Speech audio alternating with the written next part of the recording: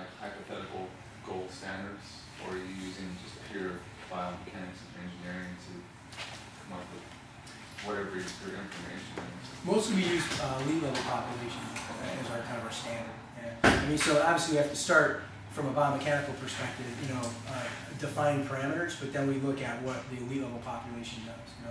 So like for example, I know we're off the topic of golf, but just generally, a vertical leap. I think we talked a little bit about vertical leap earlier. You can use vertical leap, like NFL combine. How high does somebody jump, right? But what we would look at would be how do they jump? How do they create upward lift? Not in terms of the musculoskeletal and anatomical kind of movement, but more how much upward acceleration do they create? What created that? Was it knee extension, hip extension? What's the timing and coordination of that? And then how well do they do certain things once they've lifted off the ground to maintain upward lift? And get that. So we did a bunch of stuff with NFL, pilot stuff with NFL combine testing, and you can see a very distinct difference between good vertical leaps and not so good vertical leaps, in terms of coordination.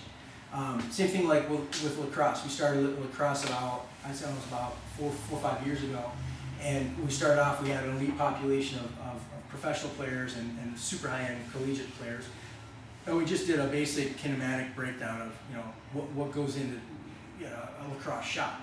But then we had a really nice population, a big group of guys who could generate shot speeds of 95 mile an hour plus.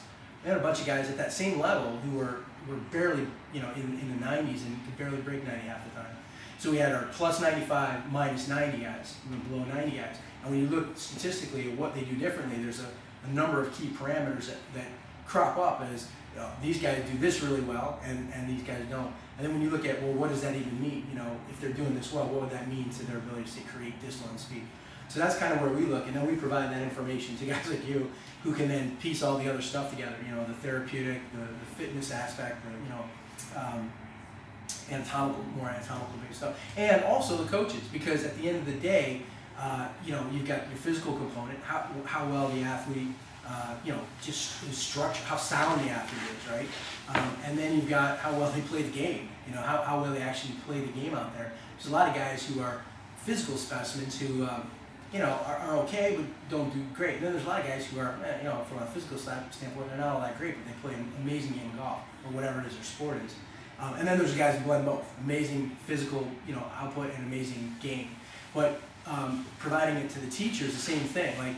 You guys are looking at very, very specific anatomical based stuff, right? The teacher's looking at the extreme opposite, the very, very specific technical stuff. We don't do either. We don't do the super technical or the super anatomical. We're kind of in between. Where does this kind of meet that, and what does that person do effectively or not so effectively?